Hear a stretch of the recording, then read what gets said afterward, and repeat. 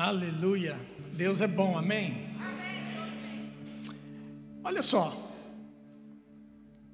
O que você faria se você se chegasse nas suas mãos, o carteiro batesse lá na sua porta da sua casa e te entregasse uma carta? E você olhava assim de um lado, olhava do outro, não tinha o remetente. Você abre a carta e na carta está escrito assim, você coloca o seu nome e eu vou colocar o meu, tá bom? Olá, Márcio, tudo bem? Que alegria falar com você. Olha, estou a escrever esta carta para dizer-lhe que no próximo mês eu estarei chegando na sua casa para uma visita de uma semana. E eu tenho certeza que será um tempo muito proveitoso. Abraços, e não assinou. Então, você vai confiar nessa carta que você está a receber? Qual o nível de expectativa que você vai colocar nessa carta? Ou se, no lugar dessa carta, a pessoa dissesse assim: olá, Márcio, tudo bem? Na próxima semana eu estou a ir em Portugal e eu quero te visitar, que eu vou te dar uma oferta de 10 mil euros. Mas a pessoa não assina. Qual o nível de expectativa que você coloca nisso? 10%, 20%? Vocês estão comigo, pessoal? Você coloca uma expectativa em coisas que a pessoa não assina, no remetente que você desconhece? Mas se a pessoa diz assim: olá, Márcio, eu sou o seu parente mais rico aqui no Brasil e eu vou fazer uma visita e vou te levar 10 mil euros de oferta. Você vai acreditar agora? Por quê? Porque você conhece quem está ali a escrever. Sim ou não? Você conhece a idoneidade dessa pessoa. Essa pessoa, você já conhece o caráter dele. Sim ou não? A mesma coisa se aplica a essa mensagem que nós vamos refletir hoje. O tema da mensagem de hoje é o perceptível caráter de Deus.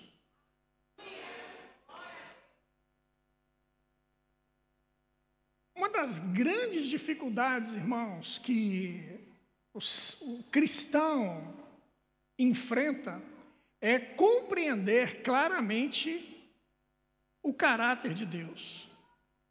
Porque desde sempre, Satanás ele vem tentar nos intimidar, colocando dúvida em nosso coração a respeito da idoneidade daquele que escreveu a carta. A idoneidade daquele que é a fonte de toda a Bíblia, que é Deus. E aí as pessoas começam a colocar em xeque algumas verdades que estão na palavra de Deus. Será que é bem assim? Será que não é? Como é que é isso? Como é que não é? Será que Deus é tão bom? Por que ele expulsou então o homem lá do Éden? Se Deus é tão bom, para que ele colocou o Satanás ali no Éden? Se Deus é tão bom, por que as pessoas morrem de enfermidade? Deus colocou enfermidade nessas pessoas. As pessoas começam a se questionar isso, sim ou não? O sim foi meio fraquinho. Mas isso é uma realidade de muitas pessoas. Talvez você não pense que Deus colocou enfermidade, mas talvez você pense que, sabe como é que é? Prosperidade não é para todos, é só para alguns. Talvez seja essa a realidade. E isso é um papel que Satanás desempenha exemplarmente. Ele coloca dúvidas no seu coração. Ele lança sementes, porque a gente sabe que a palavra de Deus diz que a fé vem pelo ouvir. E ouvir o quê? A palavra de Deus. Assim também a dúvida, querido. A dúvida vem pelo ouvir, e não ouvir a palavra de Deus, mas a dúvida vem pelo ouvir as muitas vozes.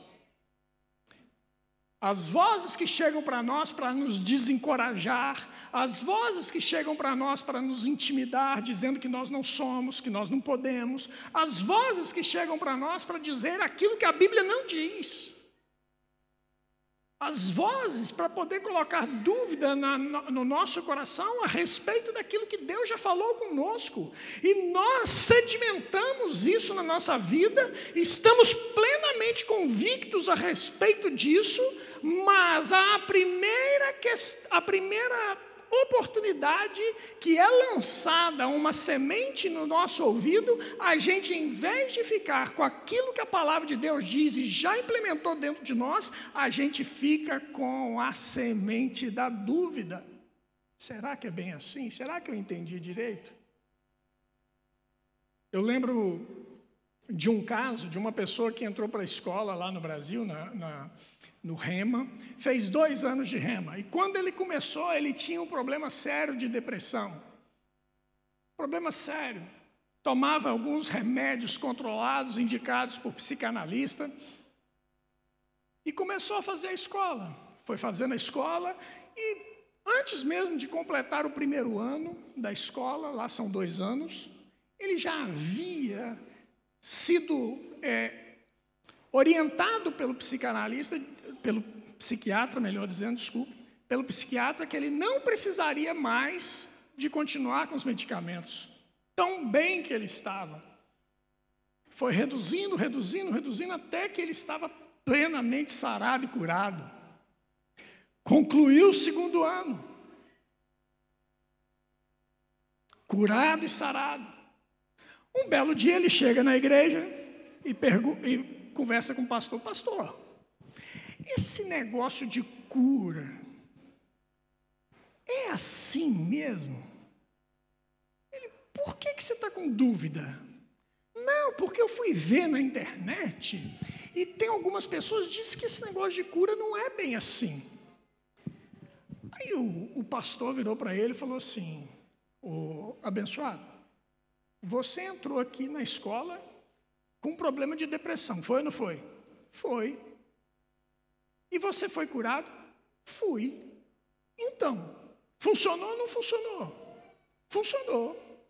Então pronto, fique com aquilo que você está convicto dentro de você que aconteceu com você, é o que diz essa música, que nós acabamos de cantar aqui. Não me diga que ele não pode, porque eu já vivi aquilo que Deus disse que pode. Pronto, passou uns 3 meses, esse irmão começou a sumir da igreja. Aí o pastor lá foi atrás dele. Quando foi atrás dele, descobriu que ele estava completamente envolto novamente com a enfermidade que ele já havia sido liberto. E aí foi perguntar para ele: mas como é que você voltou para isso, meu filho? Ele virou e falou assim: pastor, eu não acredito muito nesse negócio não, de cura não. E aí eu comecei a ver algumas coisas na internet e eu descobri que não é bem assim. Pois bem, ele preferiu acreditar na mentira que sopraram no ouvido dele ou que ele viu pela internet do que aquilo que tinha acontecido dentro dele. Convicção, irmão. Não me diga que ele não pode. Convicção. Eu sei o que Deus fez na minha vida.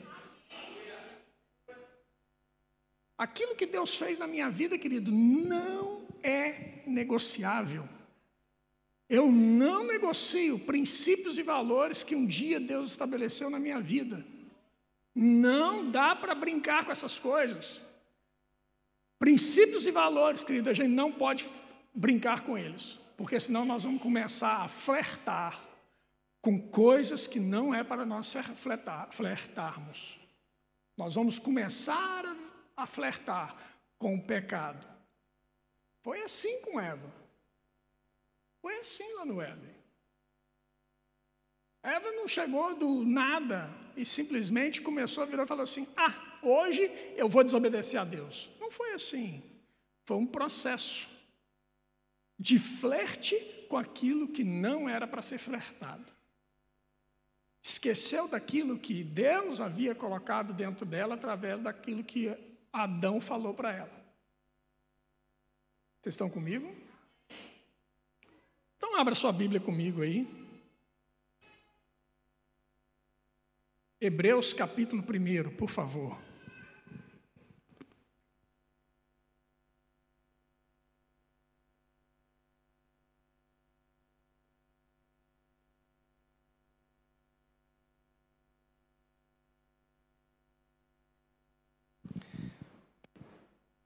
Carta aos Hebreus, capítulo 1, verso 1. Diz assim a palavra de Deus, em Hebreus 1:1. Havendo Deus outrora falado muitas vezes e de muitas maneiras aos pais pelos profetas, nestes últimos dias nos falou pelo Filho, a quem constituiu herdeiro de todas as coisas, pelo qual também fez o universo. Ele não só se tornou herdeiro de todas as coisas, mas como também, ele também é o Criador do universo. Está falando de quem? Está falando aqui de Deus. Havendo Deus outrora falado, muitas vezes, de muitas maneiras, aos pais pelos profetas, nesses últimos dias falou por quem? Então tá bom. Então, está falando aqui, Deus está falando de quem? De Jesus. O herdeiro de todas as coisas não é Deus, o herdeiro de todas as coisas é Jesus Cristo. E por meio de Jesus Cristo foram criadas todas as coisas. Amém? Ele que é o resplendor da glória e a expressão exata do seu ser. Ele quem? Jesus é a expressão exata de quem? De Deus, irmãos. Então, se eu quero conhecer o caráter de Deus, conhecer quem é Deus de fato, eu tenho que olhar para quem? Para Jesus. Eu olho para Jesus e vejo Deus nele. Então, eu tenho que fazer exatamente como Jesus fazia. Ele é o padrão. Ele é o padrão. Pastor, mas o padrão é elevado demais. Querido, deixa eu te falar uma coisa. Bem-vindo ao cristianismo. Cristianismo é elevado mesmo. Cristianismo é para corajosos. O reino de Deus é tomado por esforço e só os corajosos se apoderam dele. Corajosos, valentes. Não é para qualquer um, irmão. Então, se nós queremos olhar para Jesus, conhecer a Deus, temos que olhar para Jesus Cristo. Ele é o nosso padrão. Como ele vive, é como eu e você devemos viver. Não dá para negociar. Amém? Vai lá para João capítulo 1 agora. João capítulo 1. Evangelho de João, capítulo 1, verso de número 11. Diz assim: no princípio era o Verbo, e o Verbo estava com Deus, e o Verbo era Deus. Quem é o Verbo? Jesus Cristo. Ele é o Verbo de Deus. Ele é o Verbo da vida. Aleluia! Glória a Deus. Fazer um marketing aí do Verbo da vida. Jesus é o Verbo da vida, irmãos. Ele é o Verbo de Deus. Amém? Rapaz, glória a Deus. Não vai cair, não vai cair, né? Amém, irmãos? Vocês estão comigo? Glória a Deus. E ele continua no versículo 2. Ele estava onde? No princípio. No princípio, com Deus. Aqui está novamente enfatizando que Jesus Cristo estava com Deus. lá na criação, de todas as coisas. Ele era o Verbo, a palavra. Deus liberou a sua palavra e disse: haja, e houve ordem no caos. A terra estava um caos. E quando ele disse: haja, houve ordem. Amém, irmãos? Glória a Deus. Todas as coisas foram feitas por intermédio dele. Sem ele, nada do que foi feito se fez. Amém, irmãos? Ou seja, para você perceber bem isso, Jesus Cristo, Deus e o Espírito Santo, eles trabalham como um só, desde a eternidade, desde sempre, para fazer cumprir a vontade do Pai. Amém? Então ele veio a essa terra, Jesus Cristo veio a essa terra, para poder ser nessa terra a expressão exata de Deus, para que o homem não mais diga no seu coração: eu não conheço a Deus porque eu nunca vi a Deus. Hoje nós podemos dizer: nós conhecemos a Deus porque nós vimos a Deus através da sua palavra, que ele nos deixou, através de Jesus Cristo, através da vida de Jesus Cristo, o seu legado, tudo aquilo que ele deixou para nós, escrito, para que eu e você pudéssemos olhar e ver Jesus Cristo, a esperança da glória. Amém, queridos? Mas então, e aí eu volto lá naquela questão: e Deus? Deus é bom assim mesmo? Como é que é essa relação de o homem com Deus? Satanás ainda continua falando aquilo que o homem já colocou dentro dele, verdades, mas Satanás vem dizer mentiras para esse mesmo homem. Abre lá em Gênesis, nós vamos entender melhor sobre isso. Gênesis, capítulo de número 3.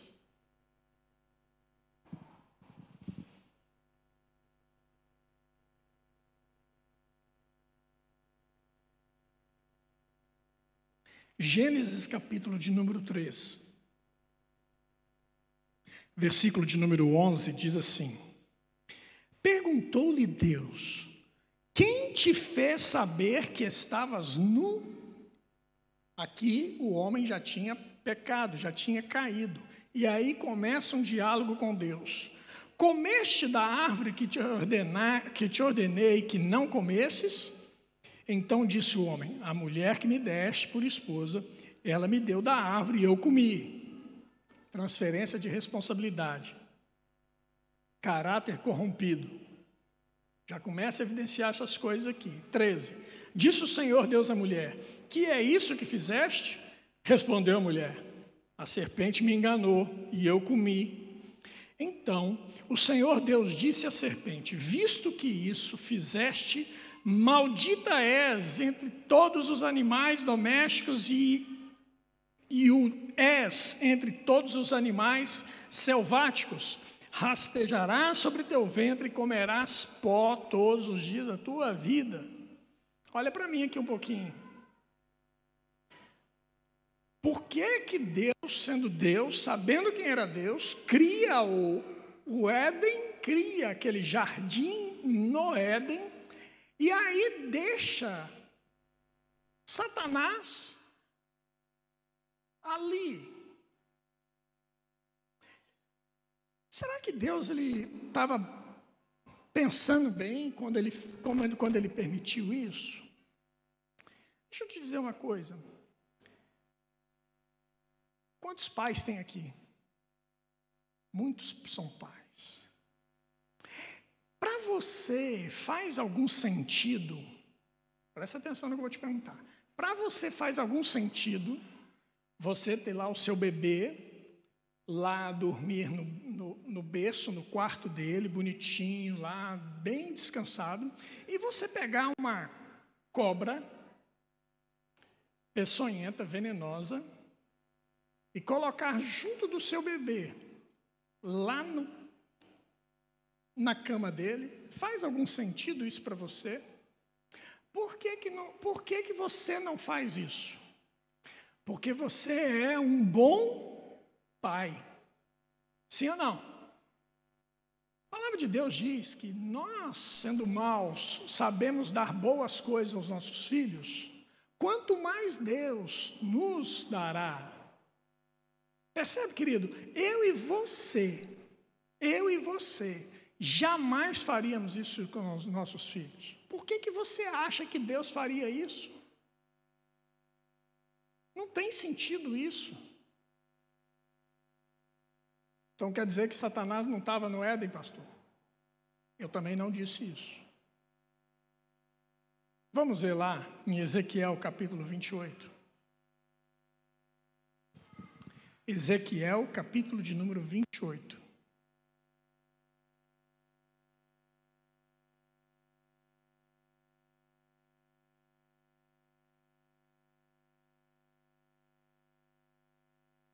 Ezequiel 28, a partir do verso 11.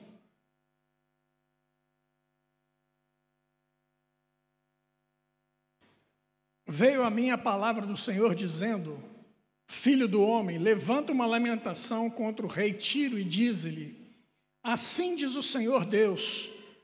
Agora presta atenção. Tu és o sinete da perfeição, cheio de sabedoria e formosura. Estavas aonde? No Éden, jardim de Deus, de todas as pedras preciosas te cobrias, o sárdio, o topázio, o diamante, o berilo, o ônix, o jaspe, a safira, o carbúnculo e a esmeralda. De ouro se te fizeram os engastes e os ornamentos, no dia em que foste criado, foram eles preparados. 14. Tu eras querubim da guarda, ungido, e te estabeleci. Permanecias no monte santo de Deus, no brilho das pedras andavas. Quem é essa figura que está sendo relatada aqui? Satanás, quando ele ainda nem Satanás era.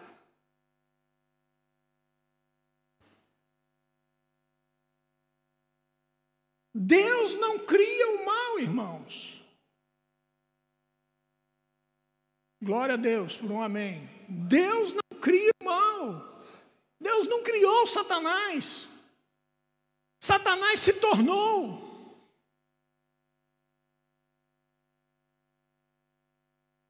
Vocês estão com uma carinha assim.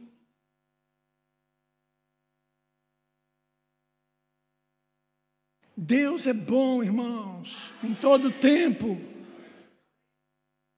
Versículo 15. Perfeito eras nos teus caminhos, desde o dia em que foste criado, até que, você pode dizer comigo, até que? Até que se achou iniquidade em ti. Até que se achou iniquidade em ti. Deus criou Adão, Deus criou Eva, colocou eles no jardim e colocou ali um anjo, um querubim, para guardar aquele lugar. E de repente, esse ser se deixa corromper. E a Bíblia fala que ele levou consigo, ao se corromper, 1/3 dos anjos que havia. E ali, ao se corromper, a Bíblia não cita isso, mas eu fico a imaginar, e você me permita imaginar isso, Satanás, bonito, belo, conforme está escrito aqui as características dele, todo adornado, e ele vê que ele assim não era nem sequer parecido com Deus. Mas ao olhar para o homem, ele vê a imagem e semelhança de Deus. E aí, meu querido, ali o coração dele provavelmente tenha ficado irado com Deus. Como assim? Eu era o sinete da criação, eu era o perfeito, eu era o mais lindo, e agora vem esse que é igual a ele, não pode.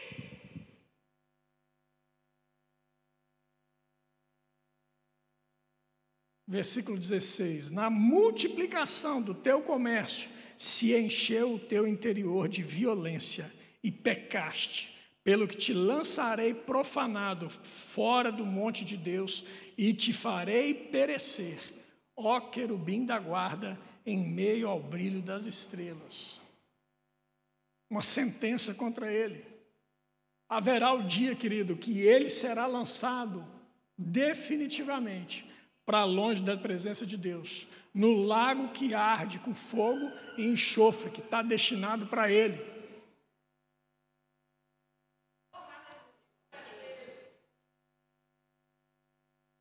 Se eu fosse você, na próxima quarta-feira, nós vamos ter um estudo aqui a respeito de Cristo, aquele que cura.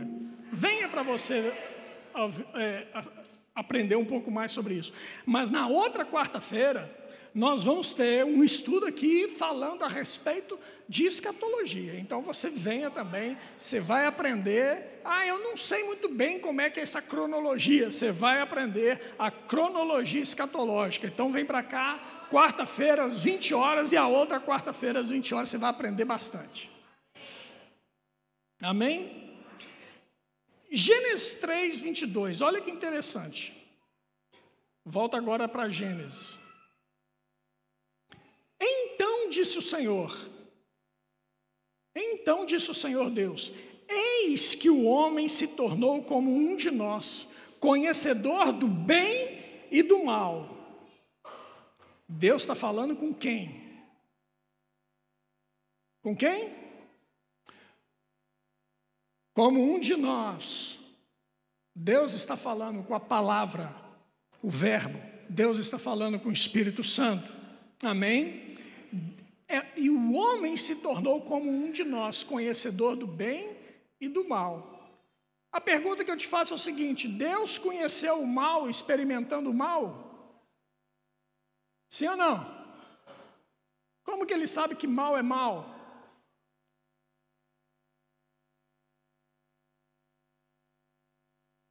Por saber, irmãos, por conhecer. E o homem se tornou conhecedor do bem e do mal, experimentando o mal. Vocês estão comigo? Agora, a grande pergunta é: o homem era para conhecer o mal, experimentando o mal? Não. O homem simplesmente precipitou-se.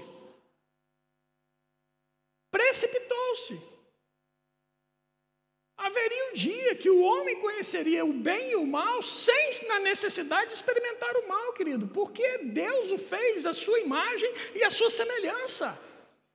Iria desfrutar de tudo aquilo que Deus tem para ele, tinha preparado para ele. Agora deixa eu te dar uma boa nova. Nós vamos desfrutar disso novamente. Agora eu vou te falar outra boa nova, melhor ainda. Eu e você já podemos desfrutar disso já. Por quê? Porque o Espírito Santo de Deus veio habitar dentro de mim e dentro de você, irmãos. E o Espírito Santo de Deus, ele nos guia em toda a verdade. Então, se de repente aparecer uma situação de mal perante mim, ele vai me comunicar primeiro e vai dizer: isso é mal, você não precisa experimentar isso. Aleluia. Obrigado, Espírito Santo. Obrigado, Espírito Santo. Nós não precisamos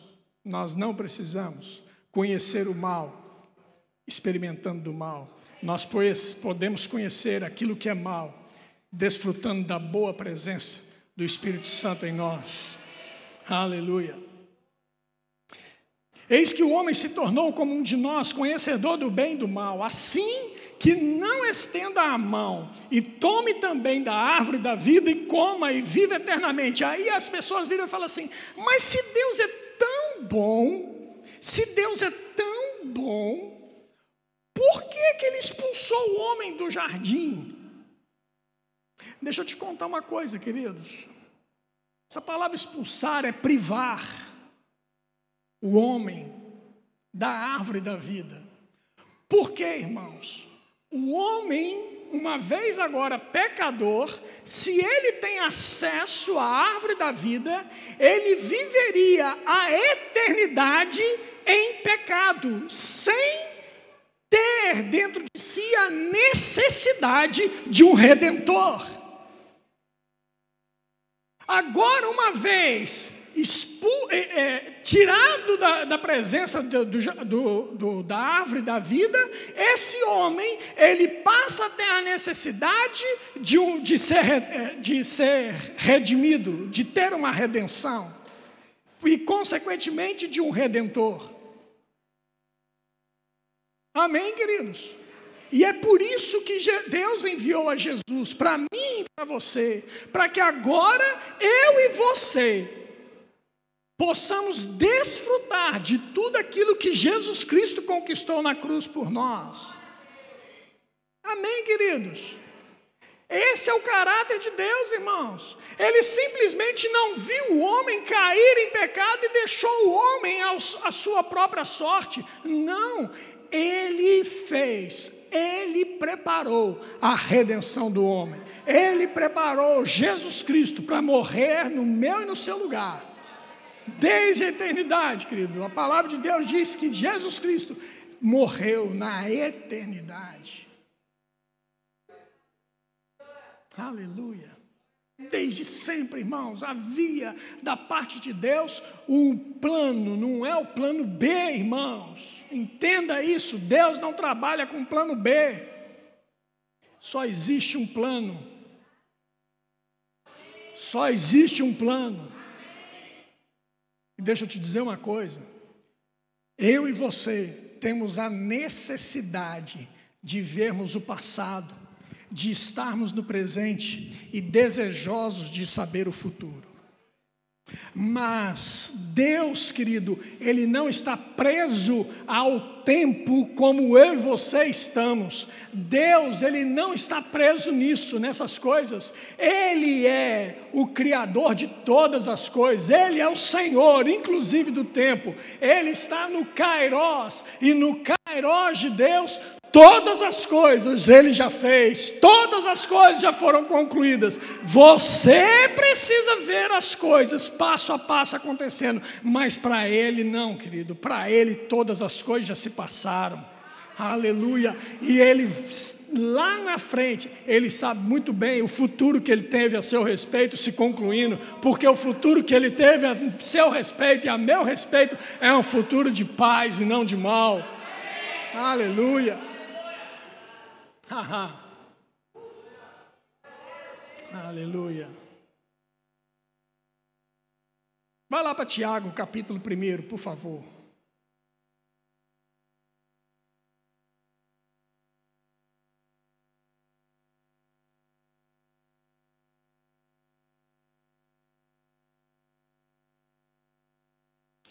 Tiago, capítulo 1, verso de número 16.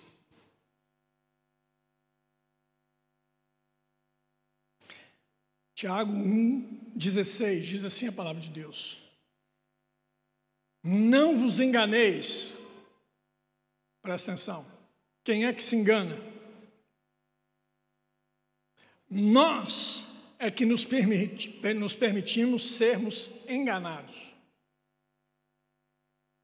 Vou falar de novo. Nós é quem permitimos sermos enganados. E aqui está dizendo, não vos enganeis, meus amados irmãos, toda boa dádiva e todo dom perfeito são lá do alto, descendo do Pai das luzes, em quem não pode existir variação ou sombra de mudança. Aleluia, irmão. Querido, ele está dizendo, olha, não se engane com essa conversinha fiada que chega no seu ouvido dizendo, olha, Deus não é tão bom assim. Deus, ele é bom, mas sabe como é que é? Ele coloca doença. Deus é tão... Irmão, deixa eu te falar uma coisa. Se Deus colocasse doença em alguém, para que a gente ora para cura? Para que eu vou orar para um sujeito ser curado? Se Deus colocou, querido, olha, encomenda a alma dele. Ô Senhor, tenha ele em bom lugar. Se Deus coloca doença, querido, esquece. Por que ele mandaria a gente orar pelos enfermos? Por que ele mandaria a gente curar enfermos no nome de Jesus? Por quê? Deixa eu te falar uma coisa, Deus não se associa com nada que é mal, porque tudo que é mal vem das trevas, vem de Satanás, e Deus não precisa andar de braço dado com Satanás para fazer nada. Nada.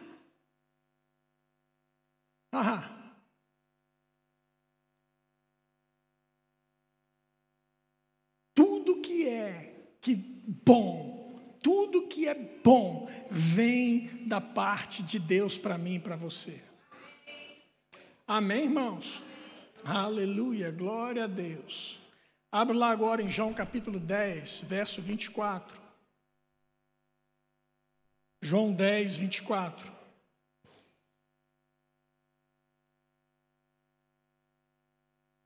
Irmãos, hoje eu estou querendo te dar bastante texto para você ler. Depois você pode ouvir essa mensagem em casa novamente, para você poder relembrar. O objetivo é que você tenha fundamento suficiente para quando chegar alguma voz dizendo para você que Deus não é tão bom assim, você tenha argumentos na palavra de Deus para rechaçar essas vozes. Amém, querido? João 10, 24 diz assim: rodearam-no, pois, os judeus e o interpelaram. Até quando nos deixarás a mente em suspenso? Se tu és o Cristo, dize-o francamente. Respondeu-lhe Jesus: já vou-lo disse, e não credes. As obras que eu faço em nome de meu Pai testificam a meu respeito. As obras que eu faço em nome do meu Pai testificam ao meu respeito. Mas vós não credes, porque não sois das minhas ovelhas. As minhas ovelhas ouvem a minha voz, eu as conheço e elas me seguem. Percebe, irmãos? Jesus está dizendo que essas pessoas não são das ovelhas dele. Por quê? Porque as ovelhas dele conhecem a voz. Ei, irmãos, você pode conhecer, você tem que conhecer a voz de Jesus Cristo. Como, querido? Através da sua palavra escrita que ele deixou para nós. Alguém disse certa vez que a Bíblia é o único livro da história da humanidade que você tem o privilégio de ler na presença do autor. Aleluia, aleluia. Glória a Deus, irmãos, que coisa preciosa. Que coisa preciosa. Versículo 26. Mas vós não credes, porque não sois das minhas ovelhas. As minhas ovelhas ouvem a minha voz, eu as conheço e elas me seguem. Eu lhes dou a vida eterna, jamais perecerão, e ninguém as arrebatará da minha mão. Ninguém vai tomá-las de mim. 29. Aquilo que meu Pai me deu é maior do que tudo, e da mão do Pai ninguém pode arrebatar. Presta atenção agora no versículo 30. Eu e o Pai somos o quê? Eu e o Pai somos um, irmãos.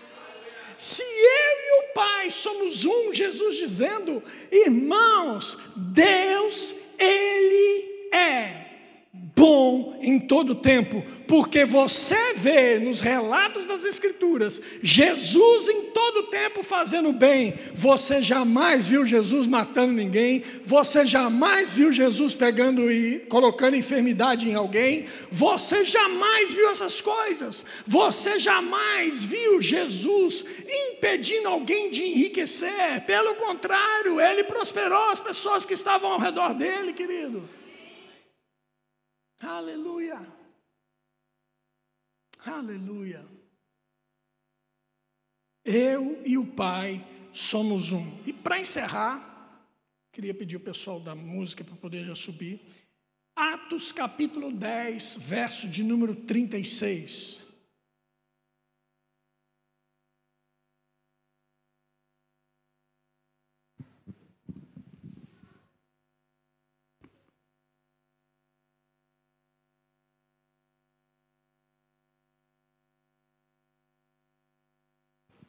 Atos de número 10, versículo 36.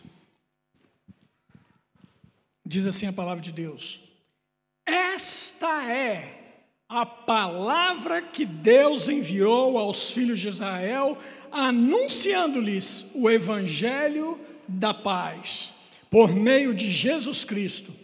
Este é o Senhor de todos. Vós conheceis a palavra que se divulgou por toda a Judeia, tendo começado desde a Galileia, depois do batismo que João pregou. 38. Presta atenção agora no 38. Como Deus ungiu a Jesus de Nazaré com o Espírito Santo e com poder, o qual andou por toda parte, fazendo o mal e... Não está escrito isso na Bíblia? Fazendo o quê? O bem, irmão. E curando a todos os oprimidos do diabo. É ele que não presta.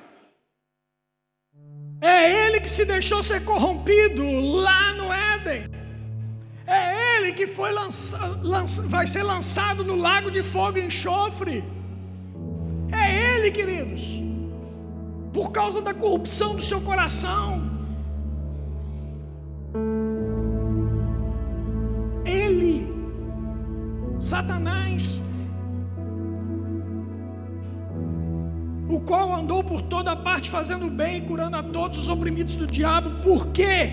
Porque Deus era com ele. Agora deixa eu te dizer, Deus é com você.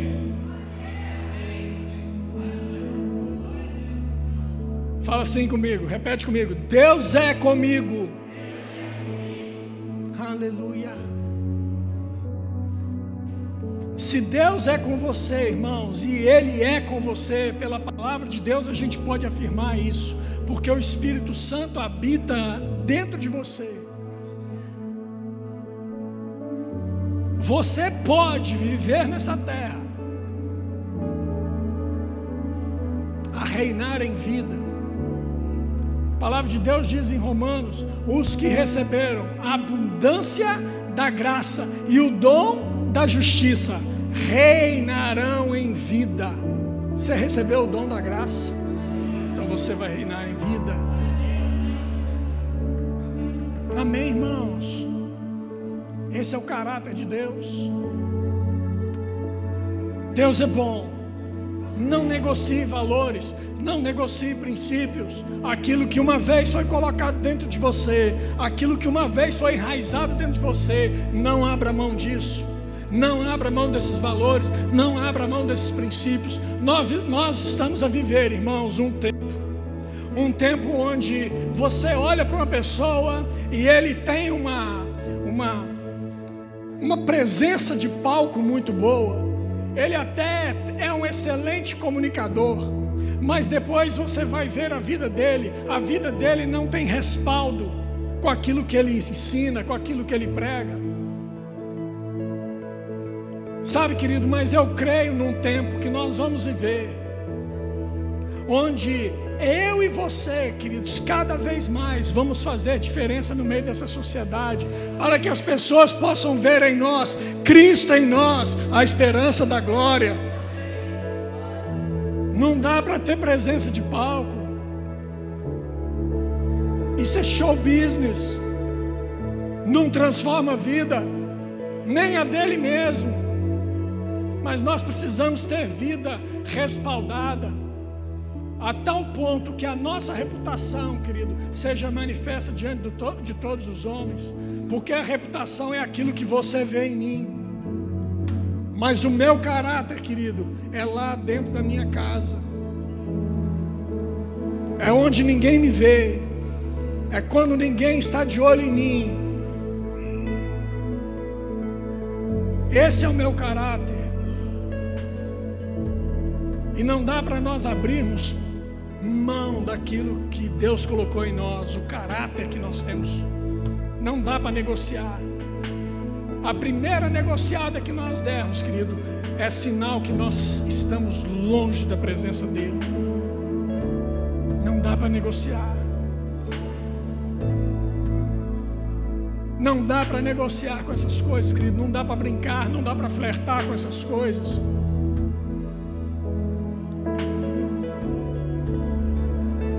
Certa vez, uma pessoa que eu admirava por demais, e ainda eu admiro em determinadas áreas da vida dele. Ele foi como um pai para mim, me ensinou tudo que eu sabia profissionalmente. E um belo dia, ele se aposentou da empresa que nós trabalhávamos. E eu fui colocado como gerente no lugar dele. E ele se tornou cliente da nossa empresa. E um belo dia, visitando ele lá na empresa dele, ele virou para mim e falou assim: olha, tem uma situação de uns pedidos aí que você podia entregar para mim esses pedidos em vez de passar pela fábrica.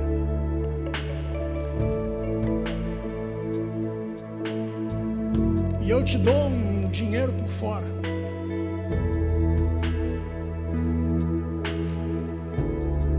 Irmãos, aquela pessoa que eu admirava tanto estava diante de mim, desnudado no seu caráter que eu nunca conheci. Show business. Eu olhei para ele,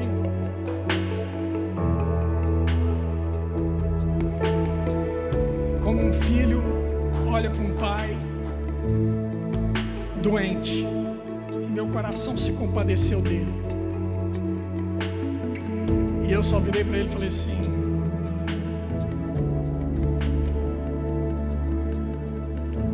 não foi assim que você me ensinou.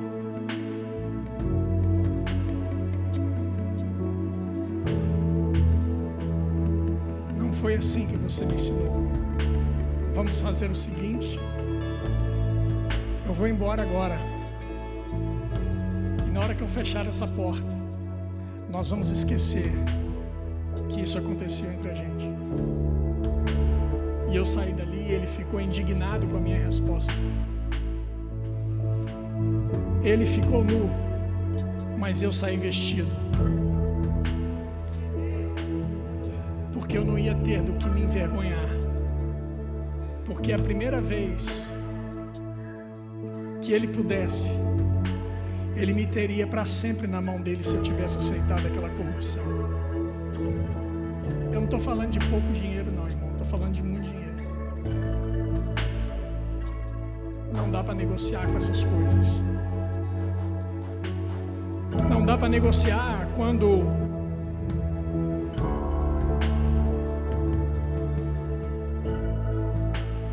você é casado há quase 30 anos como eu e Elise.